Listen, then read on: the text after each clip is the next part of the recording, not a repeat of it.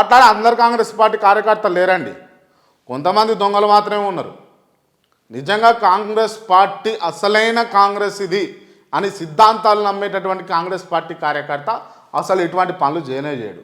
ఇక ఈ పార్టీలో 4 రోజులు, ఆ పార్టీలో 4 రోజులు, ఆడ 4 రోజులు, ఈడ 4 రోజులు ఉంటాడు కదా, వాడు చేసే కార్యక్రమాలు ఇవన్నీ కూడా. ఇక వాడిని చూసుకొని కూడా మనం అందరిని అనడం కరెక్ట్ కాదు. కాంగ్రెస్ పార్టీలో అసలైన వాళ్ళు చాలా నిష్పక్షపాతంగా, చాలా ప్రేమలతోటి, చాలా హృదయతతోటి ఉన్నటువంటి వ్యక్తులు చాలామంది ఉన్నారు. ఇట్లా ఈ లొల్లాయిగా లెక్క 4 రోజులు ఆ పార్టీలో, 4 రోజులు ఈ పార్టీలో ఉన్నవాడికి ఆ పార్టీ విలువ తెలియదు, ఆ పార్టీ సిద్ధాంతాలు తెలియదు, ఆ పార్టీ వ్యవహారం తెలియదు, ఆ పార్టీలో ఉన్నటువంటి అంశాలు వాడికి మెదడుకి ఎక్కడే వాడికి నోటికి వచ్చిందే మాట్లాడతాడు. ఇలా ఆడు మాట్లాడతాడా?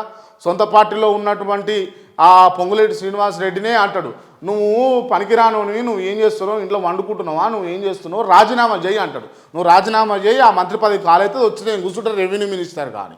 ఇట్లా ఉన్నది. అంటే కాంగ్రెస్ పార్టీ ఫిల్టర్ కావాల్సిన టైం వచ్చింది.